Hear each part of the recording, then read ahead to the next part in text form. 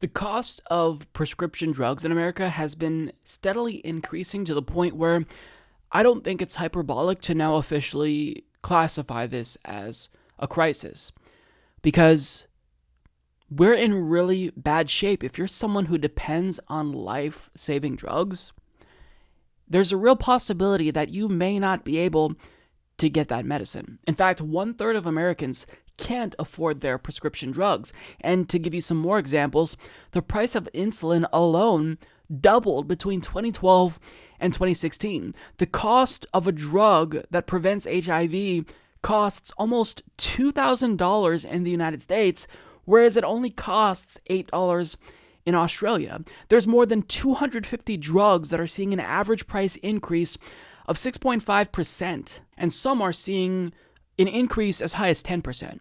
This is not sustainable. People are now dying because the cost of prescription drugs is continuing to rise and rise and rise. And when you have other first world countries paying far less than we're paying, you know that this is a failure, explicitly so, of government. Now, to really have you grasp how painful this is and how this impacts people on a very personal level, I want to play a clip from CNN that was actually really phenomenal, that talks about one woman and how she just can't afford the cost of insulin. Without this, she dies, but she can't afford it. So this is what she has to do. This is her experience. This is a really short 1-minute clip. Jennifer Turner has diabetes. Without this insulin, she'll die. I have to ration my insulin. Why? Because I can't afford it. Turner has health insurance through her full-time job at a bank, but even so, her insulin costs her more than $1,100 a month, more than her rent. So for the past 4 months, instead of taking 10 to 15 units of insulin, she takes just 5, drastically less.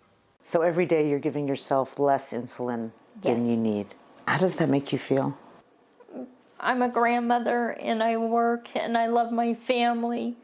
And I know this isn't the way, but the right way, but I don't have any choices. Do you worry about dying? Yes. It could be, I'm hoping not a painful death, but I mean, it's a real situation. It's really difficult to watch stories like that. And her story really is a microcosm of a broader issue. She's one of millions of people struggling currently. There's a story that I just read about a teen who is cutting back on insulin in order to help his parents save money. I mean, it's gut-wrenching. We live in a first world country where we have virtually unlimited sums of money for never-ending wars, but when it comes to taking care of our own people, this is what we're dealing with.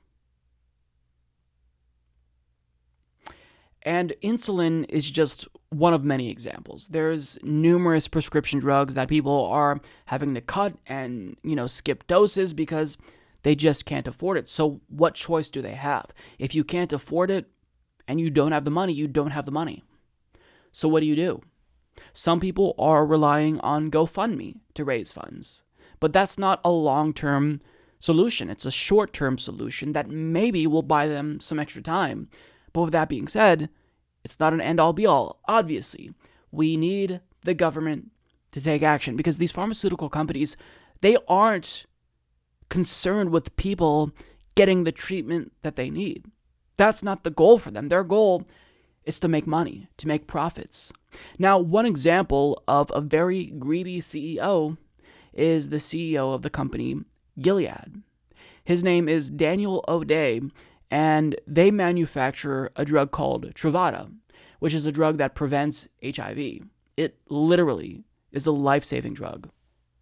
Now, he testified before the House Committee on Oversight and Reform, and he was confronted by numerous Democrats, but I want to show you a clip of Alexandria Ocasio-Cortez confronting him because he's charging Americans almost $2,000 for this drug when Australians only pay $8 for it. So she's going to ask him here in this next clip why this is the case. Why are we being gouged, but Australians are not being gouged? And he's not going to have a very satisfactory answer. unsurprisingly. Very quickly, Mr. O'Day, you're the CEO of Gilead. Is it true that Gilead made $3 billion in profits from the sales of Truvada in 2018? $3 billion in revenue. Oh, yes, in revenue, thank you. And very quickly, the current list price is $2,000 a month in the United States, correct? The current list price is $1,780 in the United States, and just to correct, the $3 billion was a global figure. Okay, for Truvada for PrEP in 2018. So the list price is almost $2,000 in the United States. Why is it $8 in Australia?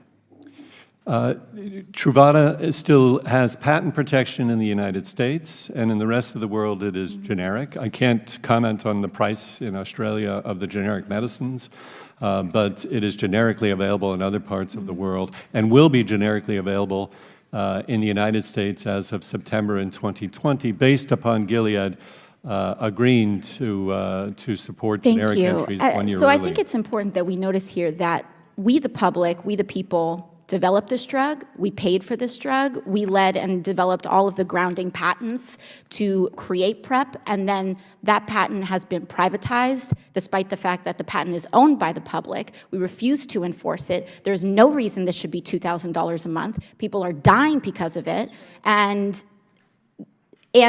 there's no enforceable reason for it. We own the core intellectual property for it, and as a result, people are dying for no reason, to develop this drug. Thank you very much. Time has expired. So that was absolutely fantastic, and she got her point across, I think. Why are you profiting off of what we own? Why do Americans have to wait until September of 2020 for a generic version when this is our intellectual property? He doesn't have a good response. And part of the reason why Australians only pay $8 for Truvada is because they have a universal type healthcare system. It's more of a mixed public-private system, but their healthcare in Australia is free at the point of service, which means that it's either going to be heavily subsidized or the government will negotiate drug prices. So this is only happening in America because we are allowing it to happen. Lawmakers haven't done enough. They haven't adequately acted to bring down the cost of prescription drugs. And we all know part of the reason is because they're bought. Republicans at this actual hearing shamelessly defended this CEO's willingness to put profit over people. For example, Republican Chip Roy said, "I just cannot understand why we are spending time sitting here listening to people lecturing companies about making money. I hope you make a lot of money." And then we had Jim Jordan say, rather than applaud Gilead for manufacturing this miracle drug, they wish to demonize the company for making profit. Yeah, we're going to demonize the company if they're going to put profits over people, and that's exactly what they're doing. But I mean, these are supposedly pro-life Republicans here. But to be fair, it's not just Republicans. We all saw back in 2017 when Cory Booker chose to vote against a bill by Bernie Sanders and Amy Klobuchar, of all people, a centrist, that would allow us to import generic drugs from Canada. He voted against that. When we looked into his fundraising, it was evident that he was in the pocket of Big Pharma. So this is an issue related to corruption. Pharmaceutical companies are lobbying, they are contributing to the campaigns of politicians, and they are essentially buying complicity here. So understand, the reason why this is happening is very simple, because lawmakers are allowing it to happen. In a sane world, the United States would be like other countries, like Canada, like Australia, and we'd be negotiating or we'd be importing cheaper prescription drugs that would force these companies to compete with the cost of cheaper generics. But that's not happening. So kudos to AOC, because this is the line of questioning that we need to see, and Elijah Cummings also did a really good job here. But until we take action, this will continue to happen, because these companies don't care about helping people. They care about profits.